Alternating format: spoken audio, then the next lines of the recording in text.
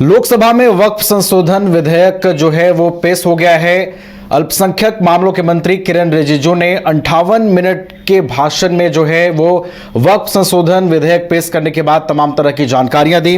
और देखिए, दूसरी ओर विपक्ष लगातार हंगामा भी करता रहा। इसी हंगामे के बीच जो है आज लोकसभा में वक्फ संशोधन विधेयक जो है वो पेश किया गया है। सुबह 12 बजे से ही इस बिल पर चर्चा शुरू हुई है। 8 घंटे इस बिल पर चर्चा होगी। बिल के जरिए वक्फ बोर्ड की संपत्तियों को कानूनी दायरे में लाए जाने का प्रस्ताव है और उससे संबंधित तमाम जानकारियां जो हैं वो जो अल्पसंख्यक मामलों के मंत्री हैं किरेन रिजिजू उन्होंने दी है। हालांकि विपक्ष की भी कई प्रतिक्रियाएं सामने आई है। तमाम चीजों को हम समझने की कोशिश करेंगे। हमारे साथ हमारे 3 सहयोगी जुड़े हुए हैं। हमारे साथ हमारे स्टूडियो से वरिष्ठ सहयोगी राकेश रंजन जी जुड़े हुए हैं। पटना से हमारे साथ महीप राज जुड़े हुए हैं और रांची से हमारी सहयोगी करिश्मा जुड़ी हुई हैं। करिश्मा का रुख कर लेते हैं। करिश्मा, देखिए, भारी हंगामा हुआ वक्फ संशोधन बिल को लेकर और आज अंततः इसे किरेन रिजिजू ने पेश किया है। करिश्मा, आप कांग्रेस की प्रेस वार्ता में मौजूद रही, वहां पर इसे लेकर क्या बातचीत हुई है करिश्मा, और कांग्रेस की ओर से क्या कुछ जानकारियां साझा की गई वहां पर?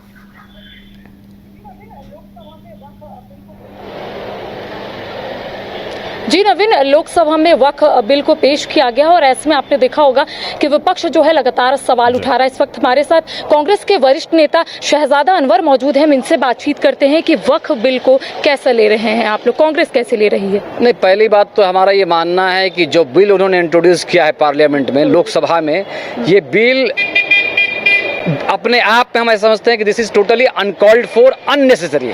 इसकी कोई ज़रूरत नहीं थी।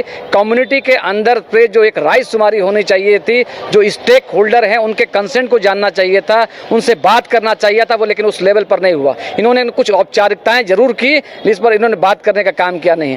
ये कुत्सित मानसिकता के तहत इनका एक जो माना हुआ एजेंडा 2014 के बाद में है कि ये दिखाना चाहते हैं, और अगर ठेठ लफ्ज़ों में, हालांकि हमको नहीं बोलना चाहिए लेकिन बोलने के लिए मजबूर हैं, कि माइनॉरिटीज़ को, स्पेशली मुस्लिम माइनॉरिटीज़ को ये सरकार बताना चाहती है कि हम आपको औकात में रखना चाहते हैं, आपको औकात बताना चाहते हैं। इस वजह से इन्होंने ये बिल लाया है और ये बिल पूरी तरह से जो हमारी धार्मिक मान्यताएं हैं, जो हमारे धार्मिक अधिकार हमको देश के संविधान ने दिया है, उस पर जो है कुठाराघात करने का काम कर रही है।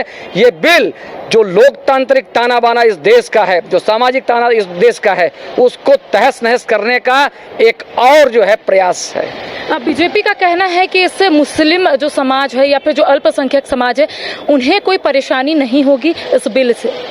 ये आपको मुस्लिम समाज के किस वर्ग ने पूरे देश के अंदर में एप्लीकेशन देने का काम किया था और जाने का काम किया था होम मिनिस्टर के पास में? अगर कुछ तनख्वाहियों की बात छोड़ दे, जो तनख्वाह में जीवित रहते हैं जो लोग, दलवाल प्रवृत्ति के लोगों को छोड़ करके, क्या किसी ने, कोई स्टेक होल्डर ने आपको जाकर के अप्रोच करने का काम किया है? इस वजह से ये पूरी तरह से आप जो है इसमें डीएम को असीमित अधिकार दे रहे हैं सर्वे करने का और डिसाइड करने का, डिफाइन करने का कि कौन सी प्रॉपर्टी जो है वो है या नहीं है। कल होकर के जो हमारी प्रॉपर्टी है जिसको हमने वक्फ किया, वक्फ क्या है? एक नेक नियति के साथ में अपनी प्रॉपर्टी को अगर हम ईश्वर के नाम पर देते हैं कि भाई इसमें कोई अच्छा कार्य, धार्मिक कार्य, सामाजिक कार्य इसमें हो, उसको हम देते हैं। कल कोई डीएम जाकर के बोल दे कि नहीं ये गलत है, ये सरकारी प्रॉपर्टी है, तो प्रॉपर्टी हो जाएगी। दरअसल इन लोगों ने जो एक बहुत बड़ा पूरे देश के अंदर में वक्फ के पास में जो संपत्ति, जो प्रॉपर्टी 8 लाख एकड़ से ज्यादा, उस पर गिद्ध दृष्टि बनी हुई थी और एक हिडन एजेंडा इन्होंने बना करके उसमें कब्जा करने के लिए, उसको तहस नहस करने के लिए, उसमें तोड़ फोड़ करने के लिए इसको बिल लाने का काम किया है। और सत्ता के नशे में, बहुमत के नशे में चूर है ये सरकार, और सत्ता के जो आंकड़े हैं इनके पक्ष में लोकसभा में, राज्यसभा में, उसका दुरुपयोग करने का काम कर रही है। नवीन, अगर आपके पास भी कोई सवाल होगा तो आप सवाल पूछ सकते हैं। शहजादा अनवर तमाम सवालों का जवाब देंगे। बिल्कुल करिश्मा, एक सवाल उनसे पूछिएगा। देखिए, जो अल्पसंख्यक मामलों के मंत्री हैं उन्होंने साफ कर दिया है कि हम किसी की प्रॉपर्टी छीनने के लिए ये कानून नहीं बना रहे हैं या संशोधन नहीं हो रहा है। फिर लगातार इसका विरोध उनकी ओर से क्यों किया जा रहा है? ये कोई ऐसा कानून नहीं है कि आपकी प्रॉपर्टी हम ले लेंगे या आपकी प्रॉपर्टी छीन ली जाएगी। फिर भी इसका इतना बड़े पैमाने पर विरोध क्यों हो रहा है? प्रॉपर्टी छीन पैमाने पर विरोध क्यों हो रहा है? नहीं, मान्य परंपरा क्या रही है इस देश में? मान्य परंपरा ये रही है और ये खूबसूरती है। एक तो ये कि हम कम्युनिटी के लोग एक दूसरे के धार्मिक मान्यताओं का, धार्मिक आस्थाओं का, धार्मिक स्थलों का सम्मान करते हैं, इज्जत करते हैं। हम गुरुद्वारा जा जरूर सकते हैं, लेकिन गुरुद्वारा प्रबंधक कमेटी में हम कहें कि नहीं भाई हम ऑफिस बेरर रहेंगे। तो एक अलग अलग कंसेप्ट बना हुआ, अलग अलग मान्यताएं देश के अंदर बनी है। सभी धर्म के लोग अपने धार्मिक स्थलों को अपने हिसाब से, उनके प्रबंधन को, अपने उसकी पवित्रता को बरकरार रखते हुए चलते हैं। आप इसमें डीएम को असीमित अधिकार दे रहे हैं। आप कह रहे हैं कि इसमें नॉन मुस्लिम को हम जो है मैंडेटरी कर रहे हैं कि 2 आदमी को लेना पड़ेगा। ये दिस इज हाईली ऑब्जेक्शनेबल, एक दूसरे से लड़ाने का बात है। इसलिए सरकार एक घृणित एजेंडे के तहत इसमें चल रही है और किसी ने, स्टेक होल्डर ने, माइनॉरिटीज के लोगों ने, मुस्लिम माइनॉरिटी ने कभी सरकार के पास में ये सवाल नहीं उठाया कि आप इसमें ऐसा करो। तो ये बिल्कुल ही गैर जरूरी था, इसकी कोई आवश्यकता नहीं थी। और जो किरण रिजिजू जी पार्लियामेंट के अंदर में बोल रहे हैं या इन्होंने जो कहा है, ये सब जो है बयानबाजी के अलावा कुछ भी नहीं है। 2014 के बाद में देख रहे हैं कि किस मामले में एक एक जगह पर किस तरह से उत्तर प्रदेश से लेकर के जो भारतीय जनता पार्टी शासित राज्य हैं उसमें सीएए से लेकर से, एनआरसी से लेकर के या और मामलों में किस प्रकार से इनका रवैया है उसको हम देख रहे हैं। तो इनका तो एक्सपोज हो चुकी है ये सरकार कि हर हालत में ये ऐसा समझती है कि ये घृणित एजेंडा चला करके हम पोलराइजेशन की राजनीति इस देश के अंदर में करेंगे। इस वजह से लगातार ऐसा काम कर रही है। जी नवीन, चलिए, तो लगातार विपक्ष की ओर से इसे गैर जरूरी बताया जा रहा है। करिश्मा, आप बने रहिएगा हमारे साथ। हमारे वरिष्ठ सहयोगी राकेश जी के पास फिर से चलते हैं। राकेश जी, देखिए, हम किरण रिजिजू के उस बयान पर आपका ध्यान आकृष्ट कराना चाहेंगे जिसमें उन्होंने ये कहा है कि कुछ इसी माइनॉरिटी के लोग ऐसे हैं, गरीब मुसलमान लोग हैं, जो ये चाहते हैं कि ये बिल जल्दी पास हो और जो चीज़ें सरकार करना चाहती है इस बिल के माध्यम से वो आने वाले दिनों में हो। और उन्होंने ये भी कहा है कि अगर जो है विपक्ष लगातार इस पर अड़ंगा लगाता रहता है तो नुकसान उन्हें ही होगा। इस बयान को कैसे देख रहे हैं राकेश जी? देखिए, ये जो अब जैसे राज्य वक्फ बोर्ड जो बनता है वहाँ पर अब शिया, सुन्नी, बोहरा, आगा खानी और पिछड़े मुस्लिम समुदाय के लोगों को भी प्रतिनिधित्व देने की बात इस बिल में की गई है। और ऐसा जो सरकारी पक्ष है, जो सरकार है, वो ये बार बार इस चीज़ को कह रही है कि इस बिल से जो पिछड़े, गरीब और जो कि मेन स्ट्रीम में नहीं आ पाते हैं उनको अधिकार मिलेगा और उनको जो है वक्फ का जो है वो फायदा हो सकता है।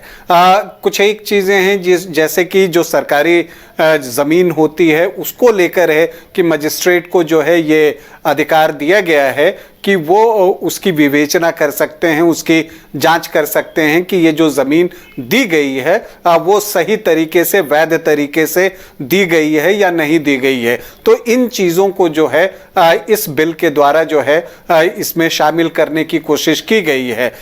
लेकिन जैसा मैंने आपको कहा कि जो बिल के मुद्दे होते हैं कई बार वो पूरी तरह से आपके सामने आ नहीं पाते, या आप ये भी कह सकते हैं कि आम लोगों तक आने नहीं दिए जाते क्योंकि उस पर राजनीति शुरू हो जाती है। और वही यहाँ पर हर बिल के साथ अमूमन होता है। जब सीएए बिल आया था उस वक्त भी आपको याद होगा कि उसका कितना विरोध हुआ था, लेकिन उससे यहाँ के जो है मुस्लिम के लिए कोई समस्या जैसी बात थी नहीं, लेकिन उसे इस तरह से प्रेजेंट किया जाता है। तो उसी तरह से है कि जो चीज़ें हैं, जब सारी चीज़ें लोगों के सामने आएंगी तब और चीज़ें स्पष्ट होती।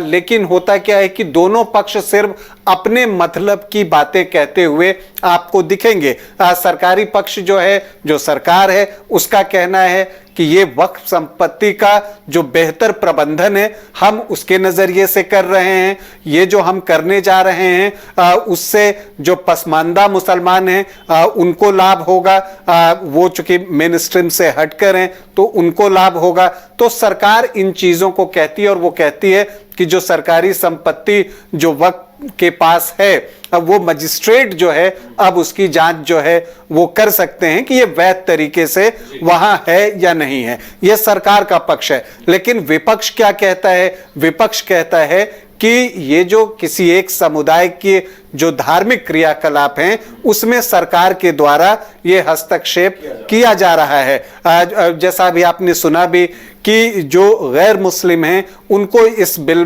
के जरिए वक्फ में जो है वो शामिल करने की बात हो रही है। तो इन सारे मुद्दों पर जो है वो सवाल उठाए जा रहे हैं। तो पक्ष के अपने तर्क हैं, विपक्ष के अपने तर्क हैं। अब असलियत क्या है, कुछ चीजें जब इंप्लीमेंट होती हैं तब जमीन पर दिखती हैं कि हाँ कितना सही या कितना गलत हो रहा है। तो उन चीजों के लिए भी हमें थोड़ी प्रतीक्षा करनी होगी। पहले तो यह प्रतीक्षा करनी है कि आज जब लोकसभा में यह बिल पेश किया गया है तो यह बिल पहले लोकसभा से पास हो, उसके बाद इसे राज्यसभा में रखा जाएगा, फिर वो बिल राज्यसभा में पास हो। इसी तरह से सारे संशोधन जो है वो लाए जाते हैं। भारत में लोकतंत्र है और लोकतांत्रिक तरीके से ही कोई भी संशोधन जो है वो किया जाता है। चलिए, तो फिलहाल लोकसभा में इस बिल पर चर्चा जारी है। करिश्मा के पास वापस आएंगे। करिश्मा, देखिए, वक्फ संशोधन बिल के विरोध की तो काफी चर्चा रही। विपक्ष लगातार ये कह रहा है कि रिजेक्ट वक्फ बिल, लेकिन इसके अलावा एक और चर्चा है करिश्मा की, देखिए, सत्ता पक्ष हमेशा ये कह रही है कि विपक्ष इसे वोटों की राजनीति के लिए इसे हाइप कर रहा है, इसे तूल दे रहा है। विपक्ष लगातार ये कह रहा है करिश्मा कि वोटों की राजनीति के लिए जो है विपक्ष इसका विरोध कर रही है, संशोधन का विरोध कर रही है। कैसे देखते हैं सत्ता पक्ष ने ये जो आरोप विपक्ष पर लगाया है?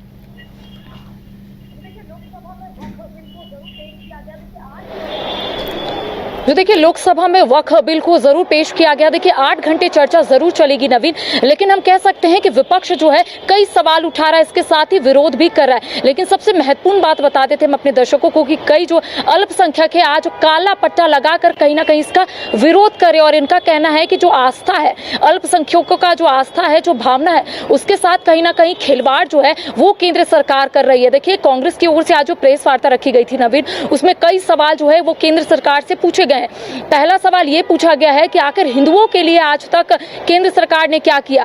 यहां पर अल्पसंख्यकों के खिलाफ जो है वो केंद्र सरकार मोर्चा खोल बैठी है। उनका कहना है कि जो आस्था है उसके साथ कहीं ना कहीं खिलवाड़ करने की कोशिश जो है वो केंद्र सरकार कर रही है। देखिए 8 तारीख 2024 को जब ये 2 बिल को लाया गया तो उसके बाद देखिए अब संशोधन हुआ है, तो ऐसे में लगातार विपक्ष जो है वो सवाल पूछता हुआ नजर आ रहा है। प्रेस कॉन्फ्रेंस के माध्यम से ये बताने की कोशिश की गई है। देखिए प्रॉपर्टी को लेकर कहीं ना कहीं जो ये बिल है उसको लाया गया है, लेकिन अगर हम कांग्रेस की बात करेंगे या फिर अल्पसंख्यकों की बात करेंगे तो उनका कहना है कि उन्होंने 10 साल का आंकड़ा बताया है कि 10 साल में किस तरीके से केंद्र सरकार जो है वो काम कर रही है, किस तरीके से जो अल्पसंख्यकों के खिलाफ जितना बिल है उसको कहीं ना कहीं लाने की कोशिश करी। साथ ही साथ देखिए एक महत्वपूर्ण बात इनका कहना है कि इस बिल में कहीं ना कहीं उन लोगों को भी ऐड किया जाएगा तो जो गैर मुस्लिम है। तो कुल मिलाकर हम ये कह सकते हैं नवीन की कांग्रेस कहीं ना कहीं इसका विरोध कर रहा है। साथ ही साथ देखिए कांग्रेस का स्पष्ट तौर पर एक बात का कहना है, उनका कहना है कि हम नीति का विरोध नहीं कर रहे हैं, जो नियत है, जो केंद्र सरकार की नियत है हम उसका विरोध कर रहे हैं और तब तक विरोध करेंगे जब इसमें कुछ और संशोधन जो है वो नहीं किया जाता है। जी चलिए, तो कुछ और संशोधन की मांग हो रही है, जो है विपक्ष लगातार इस बिल का विरोध कर रही है। बहुत बहुत धन्यवाद करिश्मा आपका हमारे साथ जुड़ने के लिए।